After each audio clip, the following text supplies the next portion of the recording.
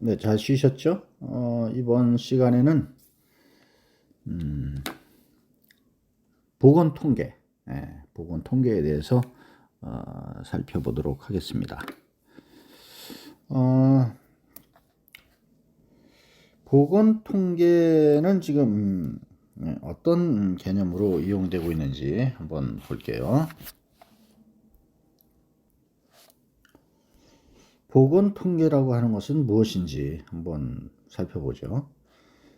페이지 교재 409쪽입니다. 자, 통계학의 정의와 종류에 대해서 먼저 살펴보죠. 통계학이라는 것은 우리가 어떤 집단의 개연적 특성을 파악하고 또 인식하고 표현하는 방법에 관한 지식 체계다, 이렇게 정의를 하고 있어요. 특히 이제 보건 통계는 질병이나 사망 같은 그런 보건 관련 자료를 수집하고 정리하고 분석하고 추론하는 방법을 말하죠. 통계적 방법은 편의상 이제 두 가지로 얘기하는데, 그 첫째는 대상 집단의 자료를 정리하여 그 의미를 찾아내고 기술하는 그런 기술 통계학.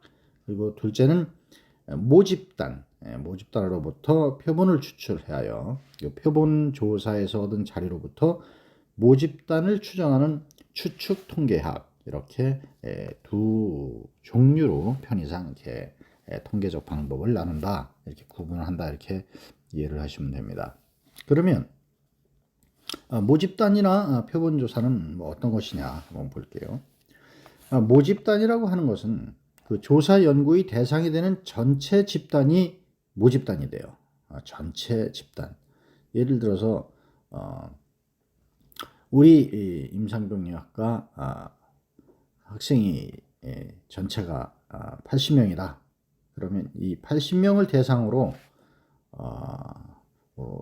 통학에 관한 것을 우리가 통계를 내보겠다. 통학하는 학교 버스 있잖아요. 이 통학 버스를 운영하기 위해서 통계를 내야 된단 말이죠. 이럴 때 그 모집단이 바로 여러분 80명 전체가 모집단이 된다. 모집단은 구성 단위가 유한한 유한 모집단이 있고, 또 모집단을 구성하는 단위가 무한한 그런 무한 모집단, 이렇게 또 구분을 해요. 두 번째로는 이제 표본조사인데, 모집단에서 추출된 일부의 집단을 표본이라고 하고요. 그 모집단 전체를 대상으로 통계 자료를 수집하는 조사를 전수조사, 전부 조사하는 것을 전수조사라고 해요. 그 다음에 표본을 이용해서 조사하는 것을 표본조사, 이렇게 이제 표현을 합니다. 우리가 보통 이 통계학에 대해서 선거할 때 여론조사 같은 거를 할 때 많이 쓰죠. 그래서 표본 오차범위 뭐 5% 내외 플러스 마이너스, 이렇게 표현들을 많이 하는데, 뭐 이런 것들이 이제 바로 표본조사를 해서 여론을 통계에 내보는 그런 작업이다, 이렇게 보시면 되겠습니다. 표본 추출 방법은 단순 확률 추출법이라고 있고, 그 다음에 계통 추출법이라고 있고, 중화확률 추출법, 뭐 집락 추출법, 이런 것들이 있는데 하나씩 볼게요. 간단하게 이제 보겠습니다. 단순 확률 추출법이라는 것은 유한 모집단 n개에서 표본 n개를 뽑을 때 사용하는 모집단에다가 일련 번호를 부여를 하고, 각 개체가 뽑힐 확률은 모두 n분의 n이 되도록 이렇게 추출하는 방법. 이런 걸 갖다가 이제 심지 뽑기라든가 뭐 난수표 이용법이라든가 이렇게 표현을 합니다. 계통 추출법은 모집단 n개에다가 일련 번호를 부여하고 표본 추출 간격이 n분의 n ok를 정한 후에 단순 확률 추출법에 의하여 최초의 표본 a를 뽑은 다음에 여기에 추출 간격이 k인데 이거를 더해서 n개의 표본이 될 때까지 추출하는 방법이다. 즉 이제 표본 n개라는 스몰 n개죠. 스몰 n개는 대문자 A, A1K, A1 2K, A1 3K 이런 식으로 쭉 A1 N 21K까지로 구성을 하는 이런 방법을 얘기를 합니다. 또 층화학 확률 축출법, 층화 확률 축출법이라고 있는데 이거는 뭐 동수할당법이라고 있고 또 비례할당법, 최적할당법 이런 것들이 있다. 이렇게 알아두시고 집락 추출법, 집락 추출법은 모집단의 구성 단위를 우선 자연적으로 또는 인위적으로 몇 개 집락으로 이렇게 나눠 가지고 무작위로 필요한 집락을 추출하는 이런 부분 조사를 하는 방법을 얘기합니다. 그 다음에 이제 변수라고 있는데요. 이 변수의 척도도 필요해요. 질적 자료로 명목 척도가 있고 서열 척도가 이렇게 있어요. 명목 척도는 뭐 인종이나 성별, 혈액형 이런 같이 어떤 범주에 속하는 것만을 나타내는 특성 자료를 얘기하고 서열 척도라는 것은 뭐 상중하 또는 대중소 이렇게 대소관계를 하는 그런 걸 얘기를 하고 양적 자료로는 간격 척도가 있고 비율 척도가 있고 이런 것들이 있다 이렇게 좀 알고 있고요. 그 다음에 이제 자료의 처리 방법 통계를 낼 때 이 자료들을 어떻게 정리를 하고 하느냐 대표값 우선 이제 평균이라고 하죠 우리가 민 이런 거는 우리가 통계학적으로 좀 필요한 거기 때문에 기본적인 그 개념들은 알고 있어야 되겠어요. 산술 평균이라고 하는데 산술 평균은 모든 측정치를 전부 부합하여 총 개수로 나누는 방법으로 가장 보편적으로 사용하는 방법이 바로 산술 평균법이다. 이걸 좀 알고 계시고요. 그 다음에 이제 뭐 기하 평균이라고 있고, 그 다음에 조화 평균 이런 게 있다. 이런 것을 알면은 되겠어요. 그 다음에는 중앙값. 이거는 이제 중위수라고도 하는데 측정치를 크기 순서대로 나열했을 때 말이에요. 가장 중앙에 오는 값을 말하는 거예요. 평균치에 비해서 어느 주관적인 측정치에 영향을 받지 않는 그런 장점도 있고요. 측정치 개수가 홀수일 때는 2분의 n 플러스 1 항이 중앙치가 되고 짝수일 때는 2분의 n 항과 2분의 n 플러스 1 항의 평균값이 중앙치가 된다.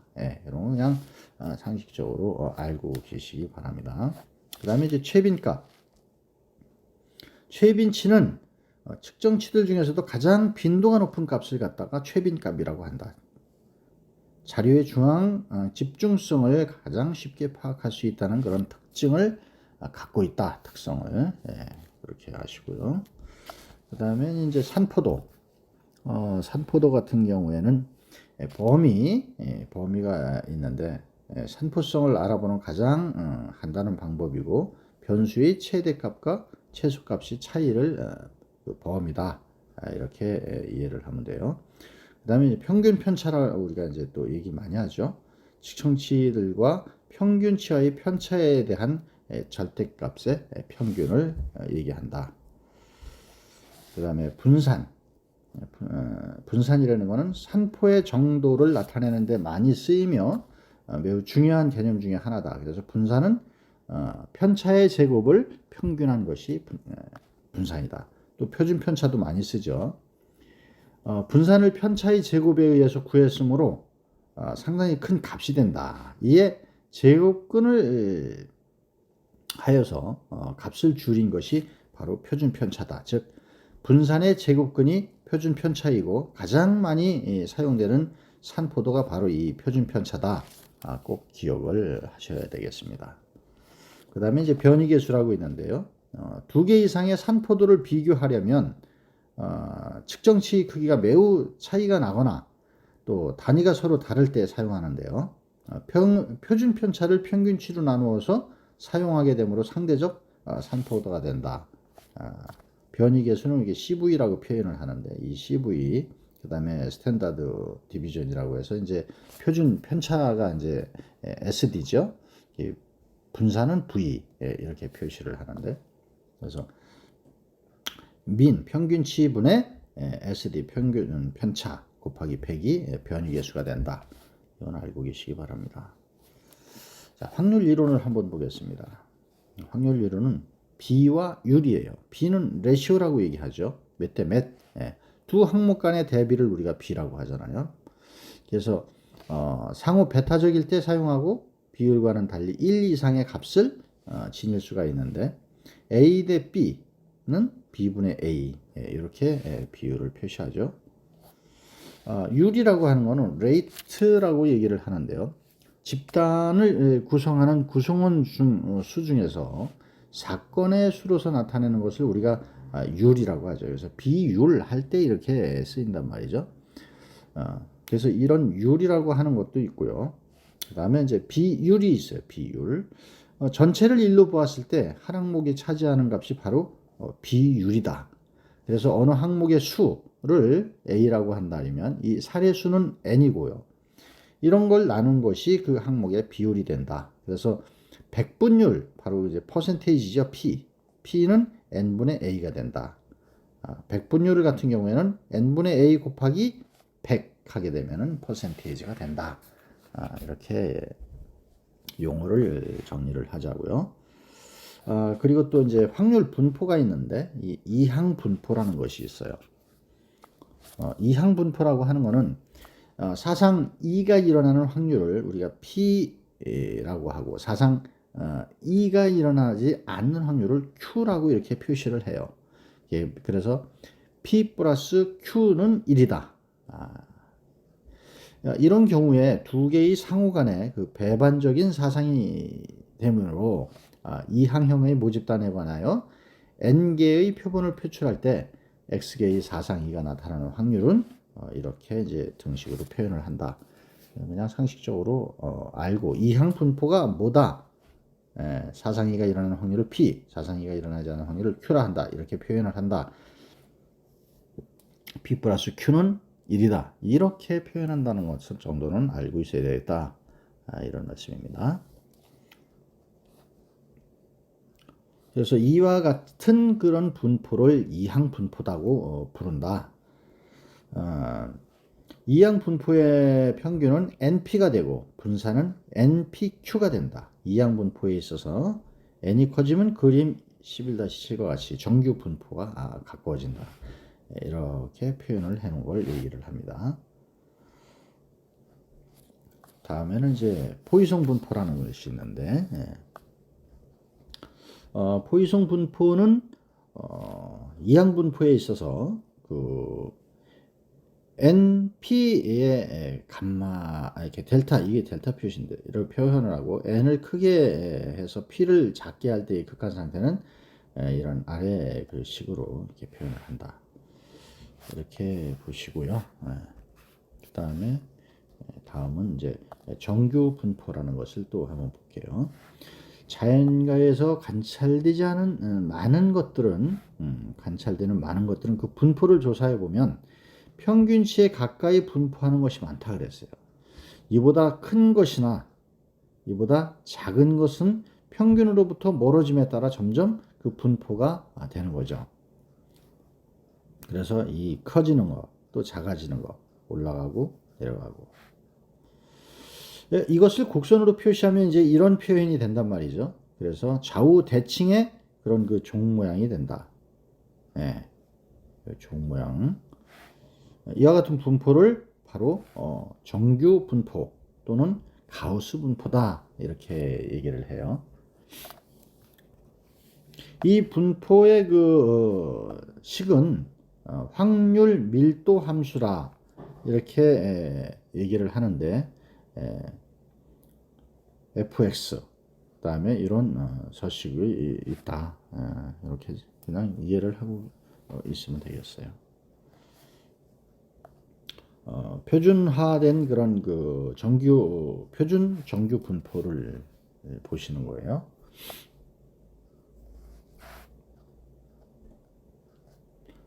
정규 분포의 면적 이런 게 있고 보건지표를 보면은 다음 보건지표를 보면 헬스 인덱스라고 하는데 출산 통계 같은 게 있죠.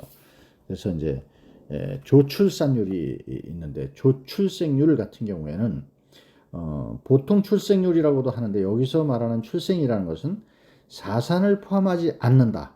죽은 아이는 포함하지 않는다. 사산아를 포함할 때는 출산이라고 하는데 여기서는 조출생률이다 그러면 사산을 포함하지 않고 전체 출생을 얘기를 해요. 그래서 조출생률은 연앙 인구다. 요거 분의 연간 출생아 수 곱하기 1000 이렇게 표현을 하는 걸 조출생률이다. 이렇게 이해를 하시고요. 일반 출산율이 있어요. 일반 출산율은 가임 여성, 가임 연령이 보통 이제 15에서 49세로 이렇게 얘기하는데 이 여자 인구의 출생률을 바로 일반 출산율이라고 한다. 일반 출산율은 가임 연령의 여자 인구분의 연간 총 출생수 곱하기 1000 이렇게 표현을 하고 배우 출생률이라 하는 것은 유배우 인구에 대한 연간 총 출생아 수의 비를 얘기하고요. 연령별 출산율이라는 것은 어떤 연도에 있어서 특정 연령의 여자 인구 1000명에 대한 같은 연령의 여자가 출산한 총 출생아 수를 나타내는 거고요. 또 합계 출산율이라고 하는 것은 한 여성이 일생 동안 몇 명의 아기를 낳는가, 이게 합계 출산율이라고 합니다. 그 다음에 이제 총 재생 산율이라고 있는데 이 총 생산율은 가임 여성의 여아 출산율을 얘기하고 재생산율은 가임 연령에 도달하기 전에 이제 사망하는 여성도 있잖아요. 그 연령에 도달할 때까지의 그런 어떤 그 생존율을 곱해주면 순 재생산율이 산출되는데 이런 게 있다 이렇게 알고 계시고. 질병 통계를 볼게요. 우리가 질병 통계들을 많이 이제 접하게 되는데, 질병 통계에서 먼저 이제 발생률을 한번 볼게요. 요거를 발생률이라고 하는 거는 잘 기억을 해 놓으셔야 돼요. 단위 인구당 일정 기간에 새로 발생한 환자 수를 표시한 것이 바로 발생률이에요. 그래가지고 이 질병에 걸릴 어떤 확률이나 위험도를 바로 발생률이라 이렇게 표현을 합니다. 또 유병률도 많이 쓰이는 용어니까 잘 기억하시길 바랍니다. 일정 시점 또는 일정 기간 동안에 인구 중에서 존재하는 환자 수의 비율, 이게 유병률이에요. 그 다음에 이제 치명률, 이것도 많이 쓰이니까 어떤 질병에 걸린 환자 수 중에서 그 질병으로 인한 사망 수를 나타내는 것이 바로 치명률이에요. 그래서 질병의 중증도를 의미하는 거죠. 그 다음에 이제 발병률, 어떤 집단이 한정된 기간에 어느 질병에 걸릴 위험에 폭로되어 있을 때 그 폭로자 중 새로 발병한 총 수익 비율을 의미한다. 이렇게 기억을 하시고요. 자, 사망 통계는 또 어떻게 내느냐? 보통 사망률이 있어요. 보통 사망률은 조사망률 인구 1000명당 1년간 발생한 총 사망자 수로 표시하는 비율이 보통 사망률이에요. 이걸 이제 조사망률이라고 얘기를 하는 거예요. 그래서 조사망률을 보통 사망률이다 이렇게 표현을 하고 연령별, 성별, 특수 사망률이라고 있는데 이거는 이제 연령이나 성별에 따른 그런 소 집단의 사망률을 관찰하는 것을 얘기를 해요. 다음 이제 영아 사망률, 이건 많이 이제 쓰이는 건데 기억을 꼭 하시기 바랍니다. 영아 사망률은 영아라는 거는 생후 1년 미만의 아이를 말한단 말이에요. 그래서 가장 많이 사용되는 지표예요. 이거 중요한 거다. 영아기는 성인에 비해서 질병관리 수준이나 환경유생 상태에 가장 예민하게 영향을 받는 그런 시기이기 때문에 영아 사망률이 상당히 중요한 통계다. 이거를 꼭 기억하시기 바랍니다. 그 다음에 이제 신생아 사망률. 신생아는 생후 28일 미만의 아이를 얘기해요. 아까 영아는 1년 미만이라고 그랬고요. 1년 미만인데 여기 신생아는 생후 28일 미만의 아이, 그러니까 한 달 정도 되는 그런 미만의 아이를 신생아라고 얘기를 해요. 그 신생아 사망은 주로 이제 내재적이나 유전적 소인에 기행하는 경우가 많죠. 그래서 신생아 사망률은 연간 출생아 수에 분의 연간 신생아 사망 수 생후 28일 미만 곱하기 1000이 하면은 신생아 사망률이다. 또 후기 신생아 사망률이라는 거는 생후 28일부터 1년 미만의 아이. 아까는 영아는 1년 미만, 신생아는 28일 미만, 한 달이죠. 후기 신생아는 요 28일하고 1년 그 사이. 예. 주로 환경적 요인에 의해서 후기 신생아 사망률은 환경적 요인에 의해서 영향을 많이 받는다. 이걸 기억하셔야 됩니다. 그래서 연간 후기 신생아 사망률은 연간 출생아 수분의 연간 생후 28일부터 1년 미만의 사망수를 갖다가 후기 신생아다. 이렇게 표현을 하죠. 그 다음에 이제 모성 사망률이 있어요. 모성 사망률. 이 모성 사망률도 많이 쓰이는 건데, 모성 사망이라는 거는 임신이나 분만이나 산욕, 합병증 이런 걸로 발생한 그 모성의 사망수를 말하는 거예요. 그래서 모성 사망률은 가임기 연령 여성 인구 순위에서 연간 임신이나 분만이나 산욕에 의한 모성 사망수 곱하기 1000을 하면 모성 사망률이다. 또 사산율은 1년간의 출산수에 대해서 사산수의 비를 나타내는 것이 사산율이다. 1년간 출산수. 사산수 플러스 출생수분의 1년간의 사산수가 곱하기 1000을 하면 이제 사산율이 나오는 거예요. 또 주산기 사망률이라고 있고, 임신 28일 8주 이후에 사산아수와 생후 7일 미만의 생아 사망수가 그해 총 출생아 수에 비해 차지하는 비율을 얘기를 해요. 사망 원인이 주로 이제 임신 중독이나 난산이나 출생 시 손상 이런 걸로 인해서 생기는 확률이 높고, 유아 사망률은 유아는 1에서 4세예요. 1에서 4세. 그래서 영아 이후에 4세 미만까지의 유아의 사망률을 나타내는 건데, 이것이 이제 유아 사망률이다. 그 다음에 이제 사인별 사망률, 또 출생 사망비, 사망성비 뭐 이런 용어들이 쓰이고 있다. 다음은 이제 질병 통계에 의해서 병원 통계를 한번 보도록 하겠습니다. 병원 통계는 환자 통계가 이제 우선 있는데, 보통 외래 환자 초진율 이런 거는 일정 기간 동안 연 외래 환자 중에서 초진 환자가 차지하는 비율을 얘기하고요. 이거는 이제 병원의 환자 유인력, 환자가 얼마큼 왔는지 그걸 보는 거고, 외래 환자 입원율은 일정 기간 동안에 그 외래 환자 중에서 그 병원에 입원하는 환자의 비율, 외래 환자 입원율, 병원에 내원한 환자의 그 질병 중증도를, 입원하면은 중증 아니겠어요? 그 중증도를 나타내는 거고, 응급 환자율, 외래 환자 중에서 응급 환자가 차지하는 비율이죠.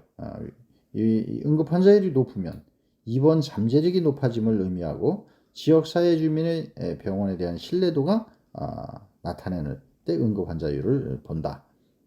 또 평균 재원 일수는 입원 환자의 그 총 재원 일수를 퇴원실 인원수로 나눈 것이 평균 재원 일수다. 그래서 입원 환자가 평균 며칠 동안 재원했는지를 설명하고 특성별로 재원 상황을 설명해 줄 때 쓰이는 것이다. 또 입원대 외래 환자 비율은 연 외래 환자를 총 재원 일수로 나눈 값으로 입원 환자 수에 대한 외래 환자 수의 그 비중을 설명하고, 외래 수익의 외래 의존도를 볼 때 입원대 외래 환자 비율을 본다. 이렇게 이해를 하면 되겠어요. 자, 이런 통계는 어떻게 이용을 하냐? 병원 이용 통계는 또 어떤 것이 있느냐? 병원 이용률, 연간 연 입원 환자 수에다가 연 외래 환자 수를 환자 1인당 부담 진료비를 기준으로 입원 환자 수로 환산 합계해서 연 가동병수로 나눈 지표가 병원 이용률이 된다. 병상 점유율, 입원율은 대상 인구 중 단위 인구당 연간 입원 수를 나타내는데, 이때 이렇게 하면은 병상 점유율이 된다. 또 병상 이용률은 일정 기간 중에 환자를 수용할 수 있는 상태로 가동한 그런 병상, 그래서 실제 환자에 의해 점유될 비율이고, 병상 회전율, 일정 기간 중에 실제 입원 또는 퇴원한 환자를 평균 가동 병상수로 나눈 지표가 병상 회전율이다. 이런 용어는 알고 있어야 됩니다. 병원에 근무하시기 때문에. 그다음에 이제 병상 회전 간격은 일정 기간 중에 유후 병상수를 퇴원 실인원수로 나눈 지표고, 병상 회전 기간은 하나의 가동 병상에 환자가 바뀌는 그런 평균 기간을 나타내는 것이에요. 그다음에 이제 조율의 그 표준화라고 있는데, 직접 표준화법이 있어요. 비교하고자 하는 그런 두 집단의 연령 구성별 사망률을 알고 있을 때 이를 표준 인구에 투영해 가지고 기대 사망수를 구한 후에 표준 인구상에서 두 지역의 사망률을 구해서 비교하는 방법이 인데, 그것이 이제 A 지역과 B 지역의 사망률을 직접 표준화해서 비교하는 것을 바로 직접 표준화법이다. 이런 것이 있는데 도표를 한번 참고해서 보시기 바라고요. 간접 표준화법이라고 있는데, 이 간접 표준화법은 비교하고자 하는 그런 두 집단의 그 연령 구성별 특수 사망률을 모른다거나 또 두 지역 간의 그 인구 수의 차이가 너무 클 때 표준 인구의 연령별 사망률을 이용해서 비교 집단의 인구에 투영해 가지고 기대 인구수를 구한 다음에 간접 사망률을 구해서 두 지역의 사망률을 비교하는 방법이 이제 간접 표준화법이다. 간접 표준화 결과 A 지역의 사망률이 B 지역에 크게 나타남으로써 직접 표준화 같은 결과가 나타났다 하면은, 여기서 이제 표준화 사망률은 비교 목적으로만 이제 이외에는 사용하지 말라, 안 된다, 이런 이제 의미를 가지고 있습니다. 혹시 이제 도표를 보시면 지역별로 그 표준 인구의 연령별 사망률 이런 게 있죠. 그 표준 인구의 연령별 사망률에 대한 그 A 지역과 B 지역에 대한 그런 것을 한번 나타낸 것입니다. 자, 이렇게 해서 보건 통계 부분에 대해서도 한번 통계학에 대한 정의, 그리고 뭐 모집단이라든가 표변, 그 다음에 그 변수, 이런 그 자료 처리 방법, 또 이론, 그 확률에 대한 것, 이런 것들을 우리가 한번 쭉 살펴봤습니다. 보견 지표에도 또 어떤 것들이 있는지, 이런 부분들을 우리가 좀 내용은 다 숙지는 못하더라도 그 용어에 대한 정의는 정립을 할 필요가 있습니다. 많이 이제 쓰이는 그런 용어들이 있기 때문에 그 강조한 부분들은 잘 기억해서 활용될 수 있도록 이렇게 해주시기 바랍니다. 자, 오늘도 2시간 동안 온라인 강의를 받으시느라 수고들 많이 하셨습니다. 네, 수고하셨고 다음 주에 또 뵙겠습니다. 건강한 모습으로 다음 주에 만나요. 수고하셨습니다.